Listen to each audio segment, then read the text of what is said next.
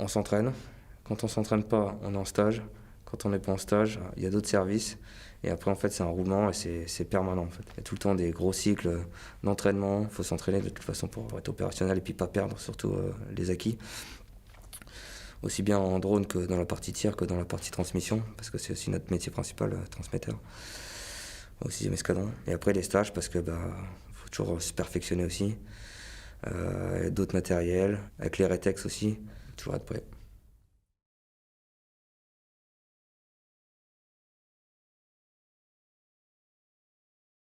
Chaque jour se suit, mais ça ne ressemble pas. C'est l'avantage dans notre travail.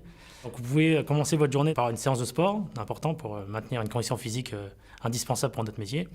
Et à l'issue, vous pouvez partir sur une séance de tir pour garder les savoir-faire techniques du tir.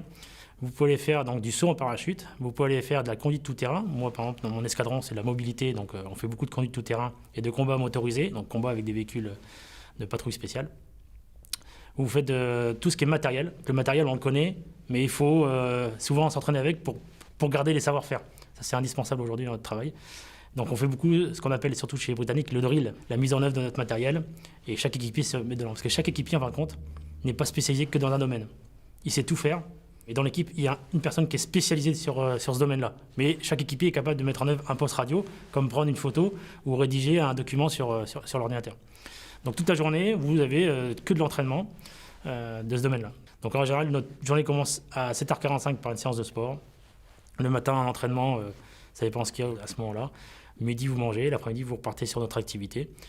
Et beaucoup de rétex également, des retours sur expérience qui permettent de prendre en compte ce qui s'est passé pour les autres équipiers, de parfaire nos savoir-faire pour pouvoir réussir à mettre en œuvre ce que nos équipiers ont réussi à faire.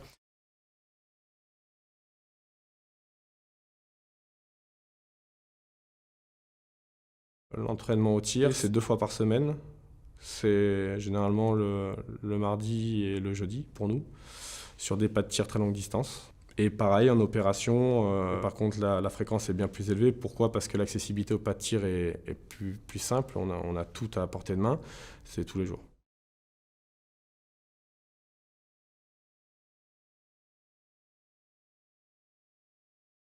L'entraînement quotidien peut aller de simples vols d'entraînement dans nos zones qui sont affectées dans le quart sud-ouest de la France pour maintenir des qualifications, pour passer des tests réguliers, en fait, pour voir si on a toujours le niveau. On fait beaucoup de missions aussi au profit des autres unités des forces spéciales. Ça peut être des missions qui sont axées sur un volet technique, des missions qui sont axées sur un volet entraînement tactique. C'est très diversifié. Et après, on a aussi beaucoup de missions qui là impliquent de nombreuses unités des forces spéciales et pour lesquelles en fait on va travailler collectivement sur un exercice tactique d'ampleur. Après il y a tout un volet sol aussi où là on demande aux gens de se maintenir à niveau physiquement. On leur demande également d'être bons en tactique au sol. On leur demande d'être bons en tir. On n'est pas que pilote d'hélicoptère en fait. On est équipier des forces spéciales.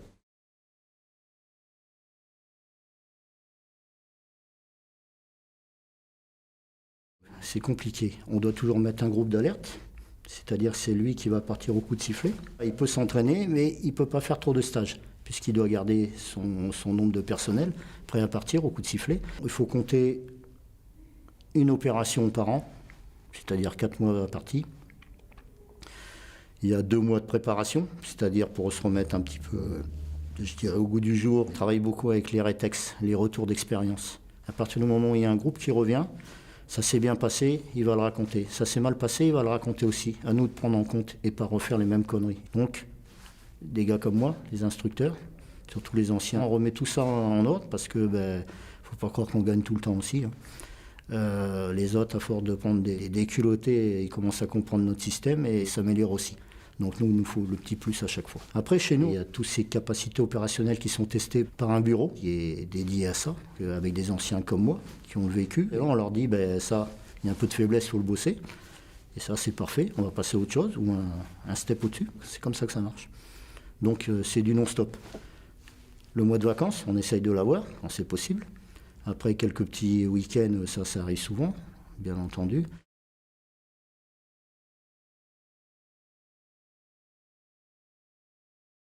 Il va falloir aller à des endroits bien spécifiques pour mettre les hélicos en l'air et l'avion en l'air. Il y a peu d'endroits en France qui est capable de faire ça, c'est-à-dire de larguer des mecs à 6000 mètres sous oxygène et puis de ne pas rencontrer un Boeing 707. On fait l'outre-mer aussi. Notre lieu d'entraînement, souvent, c'est Djibouti, qui se rapproche le plus souvent à toutes les opérations qui sont en cours. Ne serait-ce que la chaleur, ça c'est hyper important. Pour nos matériels et puis pour nous aussi, forcément.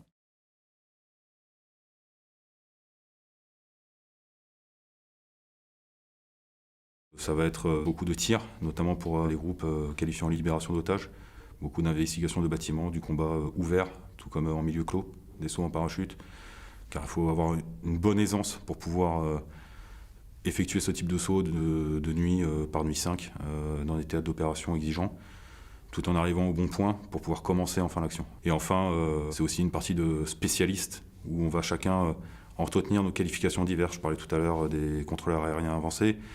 Ça peut être des piégeurs de combat ou les gens un peu plus experts dans tout ce qui est médical ou tireurs d'élite. Donc l'infiltration, l'action en elle-même et ensuite affiner la partie spécialiste.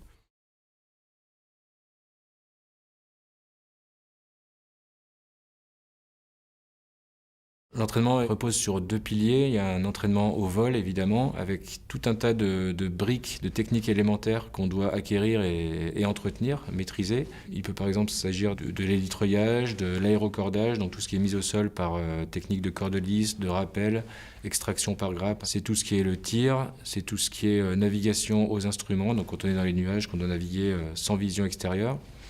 Ça, ce sont toutes les briques élémentaires de notre travail de pilote. Ça peut être aussi le ravitaillement en vol, ça peut être le vol montagne, ce genre de choses. Au-delà de ça, on développe ensuite des capacités un peu plus tactiques, c'est-à-dire que toutes ces capacités élémentaires, vous allez les mettre en œuvre pour la réalisation d'une mission. Par exemple, vous allez décoller d'un bateau, traverser un front nuageux, donc en volant aux instruments. Vous allez devoir ravitailler sur un avion ravitailleur. Vous allez devoir aller faire un posé dans la poussière, ce qui va nécessiter d'utiliser votre système de pilote automatique pour aller poser exactement à l'endroit prévu, à l'heure prévue, en ne voyant absolument rien à l'extérieur. Embarquer un groupe de commandos et devoir repartir, à nouveau faire un autre ravitaillement en vol pour vous poser sur un terrain militaire, par exemple. On fait quasiment tous les jours ou presque de l'entraînement élémentaire. Tous les mois, tous les 2 mois, on essaye de faire des entraînements un petit peu plus élaborés. C'est une synthèse finalement de tout ce qu'on sait faire, de tout nos savoir-faire basiques. Et 1 à 2 fois par an, on essaye vraiment de réaliser de très gros exercices qui agrègent beaucoup de moyens d'hélicoptères, d'avions, de commandos, qui sont proches de ce qu'on fait en opération. Parallèlement à ça, vous avez un entraînement sol. Donc évidemment, il y a tout un panel de connaissances techniques à acquérir et à maintenir. Parce que les appareils évoluent, il y a des mises à jour sur les appareils, des changements de procédures. Il y a également tout un volet de procédures qu'on doit maîtriser, qui nous permettent de travailler avec les commandos, avec d'autres avions, qu'il s'agisse d'aviation de chasse, d'avions ravitailleurs, ou qu'ils soient français ou étrangers.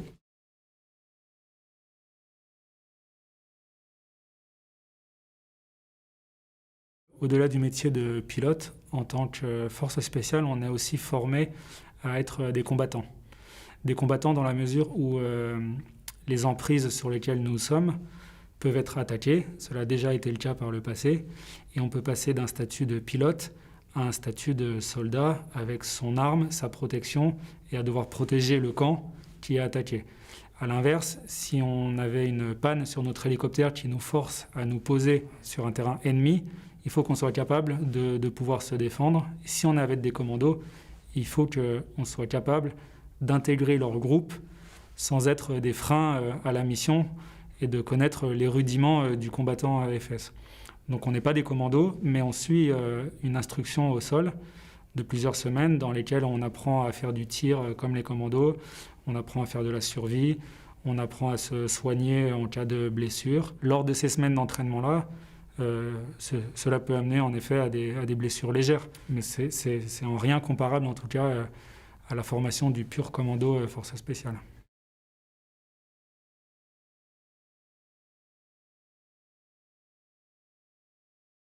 Pour un officier pilote au Poitou, lorsqu'il arrive, on essaie de ne pas lui mettre de tâches annexes qui soient chronophages. On va essayer de le garder dédié à sa formation. Donc lui, il arrive, il va voler régulièrement puisqu'il a besoin de monter en compétences rapidement. Au fur et à mesure où il progresse et qu'il commence de comprendre cet environnement force spéciale, on va commencer à lui mettre des responsabilités. Adjoint chef opération, chef du pôle innovation. Donc il aura un peu moins de temps pour le vol, mais il est déjà qualifié. Et donc son travail annexe à l'escadron va lui permettre d'augmenter ses connaissances du milieu force spéciale, d'augmenter son réseau, de connaître les gens. Donc il alterne entre sa fonction de pilote, l'entraînement régulier, et ses fonctions dans l'escadron.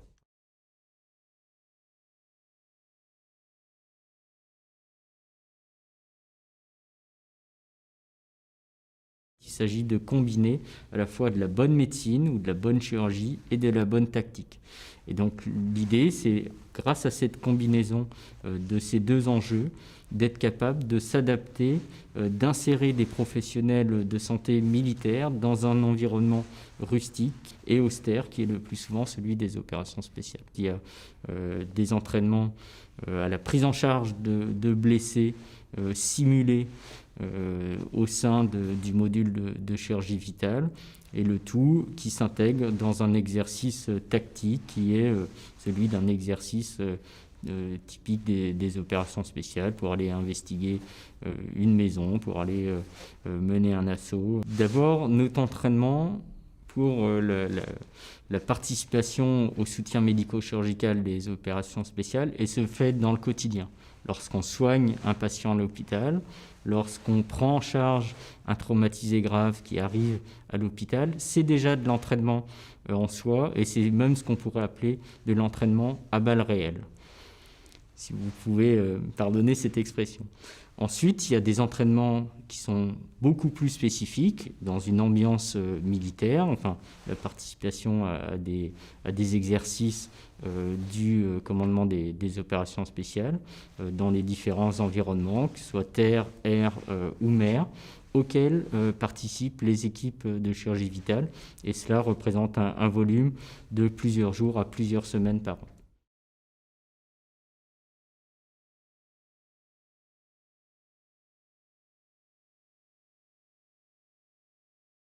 Opérer quelqu'un, c'est quand même notre cœur de métier. Donc ça, c'est pas un problème. Endormir quelqu'un, les anesthésistes le font. Les opérer, ça, on sait faire. Mais là où il faut former les gens, en effet, c'est sur toutes les contingences qui sont autour. C'est-à-dire, j'évolue dans un environnement dangereux, avec une ambiance dégradée. Ça nous arrive de monter le bloc opératoire dans des cuisines ou dans le salon d'un bâtiment qu'on aurait réquisitionné. Et c'est tout ça en fait qu'il faut adapter. Pour être très mobile, le module de chirurgie vitale, il a besoin d'être léger. Et pour être léger, on fait des sacrifices. C'est-à-dire qu'on va sélectionner par exemple un bistouri électrique le plus petit possible, ou alors le respirateur pour les blessés, ça va être le plus mobile, le plus rustique possible. Et donc, ce qu'on va adapter, c'est tout ça. En fait, c'est les protocoles qui permettent d'utiliser ces matériels et on va les enseigner aux différents équipiers du MCV de façon à ce qu'ils soient capables de comprendre que ce qu'ils font en tout confort à l'hôpital, ça va être quasiment la même chose, mais avec des restrictions. Ce niveau de restriction, il est réel avec le module de chirurgie vitale et il est très élevé dans la partie aéronautique du module de chirurgie vitale puisque on a fait des choix, notamment de ne pas avoir d'énergie, d'électricité en vol. Et donc ça sous-entend que le chirurgien, par exemple, n'aura pas accès à certains outils qui sont d'habitude très courants. Et donc il faut former les gens et on a des sessions de formation tous les ans pour réenseigner les protocoles, revoir les limites et l'ensemble des process, des procédures qui permettent de dispenser les meilleurs soins avec des limites quand même qui sont assez importantes.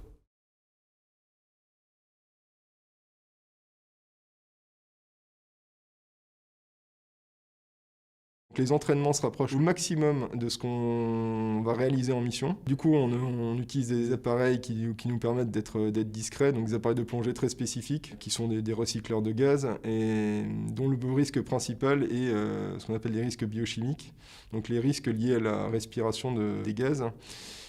En particulier la toxicité de l'oxygène pour les nageurs de combat qui sont donc limités en fonction du mélange qu'ils respirent. Le principal risque de tous ces accidents, c'est la perte de connaissance. Et faire une perte de connaissance dans l'eau, le risque, c'est la noyade. On prévient donc, particulièrement ces accidents en sanglant les nageurs entre eux. C'est-à-dire que s'il y a un des binômes qui a un malaise, il y a son collègue qui va s'en rendre compte et qui est accroché à lui physiquement. Et le binôme est vraiment particulièrement lié par ce lien, cette ligne de vie que les deux nageurs, eux, ont quand ils font une infiltration subaquatique. Ce qui est quand même un lien très fort et qui est assez symbolique, mais qui a un aspect très pratique de la protection d'un accident particulièrement biochimique.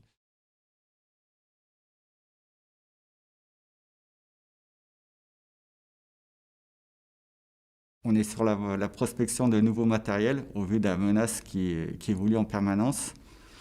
On s'entraîne, de vous dire qu'on met des pièges et on fait travailler les gens pour voir la réaction et comment ils interviennent sur différents pièges. On continue à travailler de façon à avoir un coup d'avance sur l'ennemi qui pourrait employer différents types de pièges ou qu'on pourrait rencontrer sur les théâtres d'opération.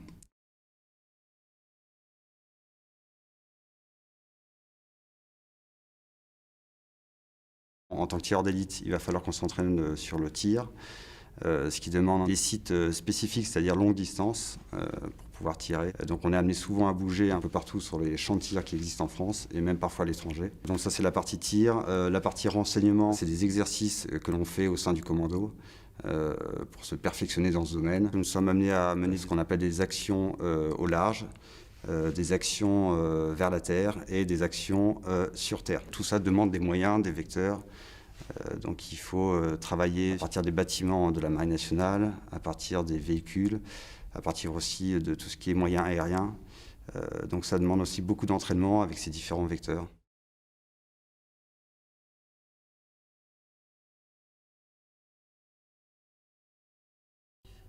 C'est intensif en effet, ouais.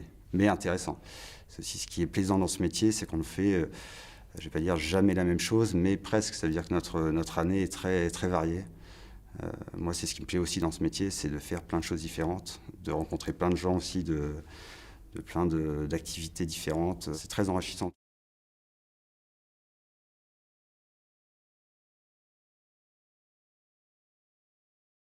Certes, on sélectionne les gens sur leur physique, leur mental, c'est une chose, mais aussi il faut avoir quelqu'un qui a une tête bien faite, quoi. Il faut qu'il apprenne beaucoup de choses. Souvent, les gens chez nous ont beaucoup de qualifications, de cours, de stages. Il faut avoir la tête sur les épaules et pouvoir ingurgiter tout ce qu'on vous apprend et après le restituer pour les différentes opérations. Donc non, ça ne demande pas que des bras et des jambes.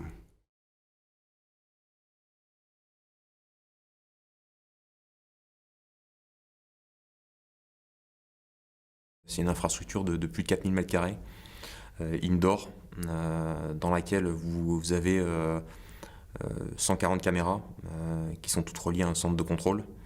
Et vous pouvez entraîner une trentaine de commandos en simultané sur des scénarios tactiques complexes, à balles réelles, avec une possibilité de tirer à 360 degrés à l'intérieur de tout le bâtiment. Donc vous avez plus de 3 étages. Vous avez une reconstitution d'un hôtel, d'une maison, d'une prison. Voilà, vous avez pas mal d'infrastructures qui ont été reconstituées le plus réel possible. Vous pouvez à midi travailler de nuit avec vos optiques de vision nocturne.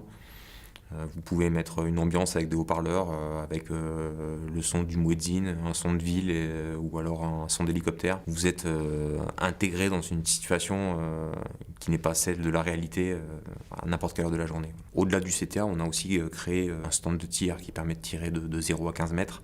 On a une piste 4x4, on a un wagon de train, on est en train d'acquérir une carcasse d'avion pour que les gens puissent travailler aussi sur les structures tubulaires, toujours sur le site et aux abords immédiats du CTA.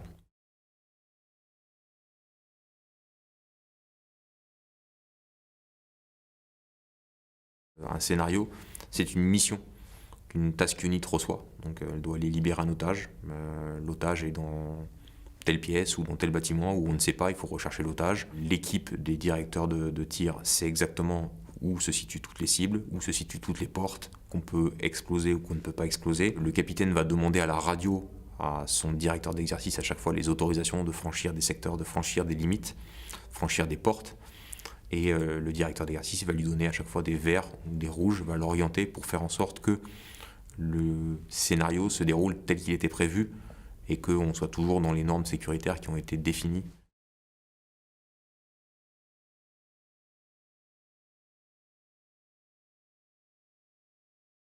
Vous avez des experts au tir internationaux qui vont vous dire qu'un geste n'est pas maîtrisé s'il n'a pas été répété 5000 fois. C'est des choses qui sont connues, la mécanisation de la gestuelle. Je pense qu'on s'en rapproche dans la réalité, c'est-à-dire que quelqu'un, pour maîtriser un dégainé rapide et aligner mes organes de visée directement sur ma cible, le tout en moins d'une seconde, si je ne l'ai pas fait 5000 fois en drill, je ne serais pas capable de le faire en réalité. Il faut aussi prendre en considération qu'en état de stress intense, si on arrive déjà à 50% de nos capacités, c'est déjà un bon chiffre. Donc vous prenez un tireur qui va vous mettre tout sur une cible en carton dans le 10 sans problème, vous le mettez dans un scénario CTA avec un peu de pression. Au départ, vous avez des fois des gens qui vont vous mettre un coup hors cible, à 3 mètres. Parce que voilà, l'expérience n'est pas là, le stress est trop présent, alors qu'on est juste dans un scénario tactique. Il n'y a pas d'ennemi en face, on ne risque absolument rien. Il y a juste le stress des caméras. Il n'y a que les gens qui font rien, en fait, qui ne font jamais d'erreur. Le CTA est un outil où les gens font des erreurs. Ça sert à débriefer pour le jour J avec des vrais otages et des vrais méchants en face, qu'il y ait le moins d'erreurs possible.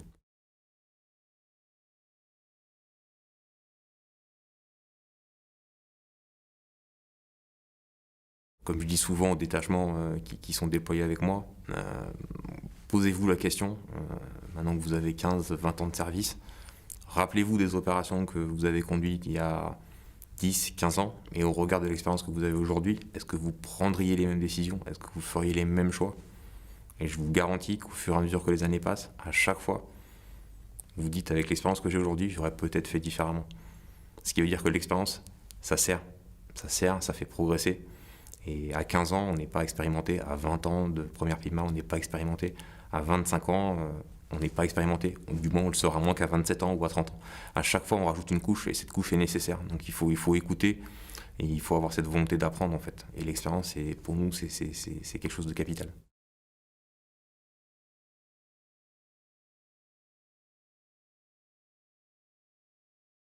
Aujourd'hui, on arrive à rendre les scénarios de plus en plus réalistes. Voilà, on arrive aujourd'hui à mettre des voitures sur des petits chariots télécommandés et faire bouger des voitures à l'intérieur du CTA. C'est en perpétuelle évolution. Maintenant, nos équipiers connaissent le CTA. La plupart sont passés 10, 15, 20 fois au CTA. Donc maintenant, c'est toujours un challenge de réussir à les surprendre, à créer un stress par la surprise dans le cadre de scénarii.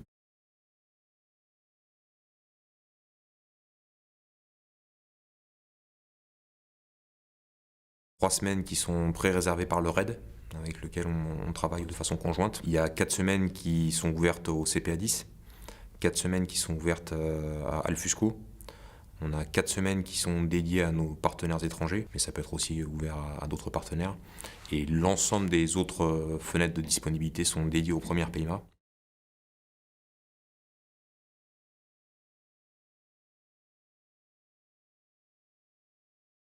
L'exercice Athéna a 2 objectifs majeurs. D'une part, créer les conditions d'entraînement et de maintien de compétences pour ces opérateurs, mais également de qualifier ces officiers qui prendront des postes à responsabilité en PC de force spéciale. Typiquement, un pilote du Poitou qui est en progression et va prendre un poste qu'on appelle de J3 Fixed Wing. Donc, J3, c'est pour les opérations, et Fixed Wing, c'est lui qui sera responsable pour un PC de groupe force spéciale, d'organiser et d'intégrer l'avion aux besoins de l'opération. Donc c'est de la planification avec les commandos, avec les hélicoptères, avec éventuellement les chasseurs, les drones qui vont venir en appui à ces opérations. Il va également faire la conduite de cette opération en temps réel. Le rôle du J3 Fixed Wing, c'est également de conseiller le chef opération et le commandant de la task force sur l'employabilité de sa machine pour garantir la sécurité des opérateurs. Donc sur certaines opérations, on va dire là, on va embarquer des explosifs parce qu'ils ont besoin d'explosifs, et bien ok, on va les stocker de façon particulière et on peut le faire. Ou alors, non là, il y a des choses qu'on ne peut pas faire, et savoir l'expliquer et trouver finalement une autre solution pour que l'opération se fasse quand même, tout en garantissant la sécurité.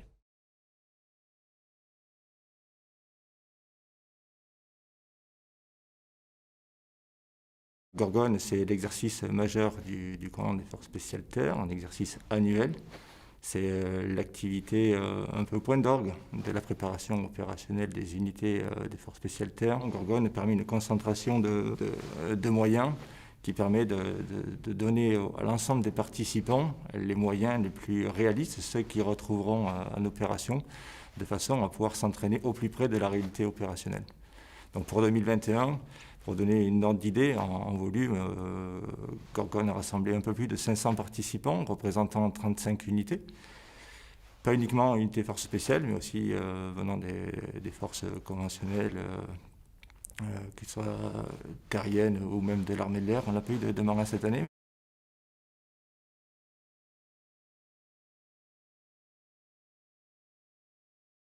On s'est entraîné à conduire une action sur mise en cessation d'une tuerie de masse dans un centre commercial en s'appuyant sur des choses qui ont existé. Les attentats de Bamako au Radisson Blu en novembre 2015, si je me souviens bien, et en janvier 2016, l'hôtel Splendide à Ouagadougou, dans lequel nos gens ont été impliqués. Et donc justement, pour leur permettre de continuer à consolider cette expertise en matière de libération d'otages ou cessation de tuerie de masse, eh bien, on prend un centre commercial pour se rapprocher le plus possible des combats réels. On utilise de la simulation en termes de munitions. Et les équipiers conservent leur armement de dotation, simplement en changeant la culasse de leur arme. Ils peuvent introduire des munitions qui balancent des boules de peinture, qui, au-delà de marquer l'impact, ce qu'on appelle le pain penalty, on sent quand on est touché. C'est très bien parce que ça permet aux gens de faire plus attention plutôt que des simples balles à blanc où on entend juste non, ça sert à rien, ou très peu. Donc là, il y a un vrai sens tactique. Et puis ça permet là aussi de jouer des cas santé. Une personne qui est blessée au bras, à la jambe, il faut que le médecin puisse intervenir comme il le ferait dans la vraie vie. Ça ralentit la manœuvre, comme c'est dans la vraie vie également. C'est très bien. Et quand il faut évacuer, il y a aussi ce qu'on appelle la MEDEVAC, l'évacuation médicale, qui doit être mise en œuvre. Donc ça fait jouer tout le monde, rien que par ce simple procédé de simulation. On essaie de travailler tous les milieux au bénéfice de la préparation de nos équipiers, pour que ce qu'ils ont vu, ils puissent le mettre en œuvre de manière du coup incontrôlée, parce qu'on leur dit il faut aller là, donc c'est totalement imprévu, ils doivent s'adapter. Quand on est issu des unités, on met quelques petits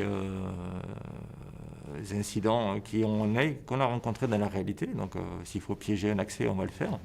Donc il faut que l'équipier soit vraiment dans cette dynamique au plus proche de la réalité, dans son état d'esprit, pour ne pas tomber dans des pièges qu'on pourrait lui mettre en exercice, mais des pièges qui ont été mis en œuvre en réalité aussi.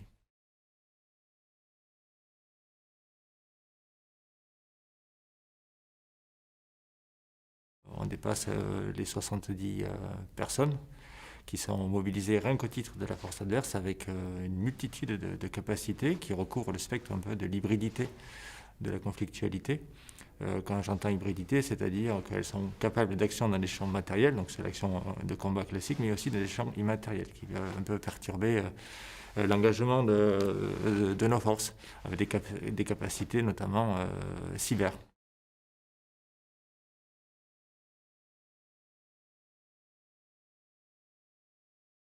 Gorgone attire beaucoup, de plus en plus, d'unités de forces spéciales étrangères. Nous avons la participation quasi annuelle des forces spéciales américaines, et également la participation très régulière des forces spéciales belges ou espagnoles.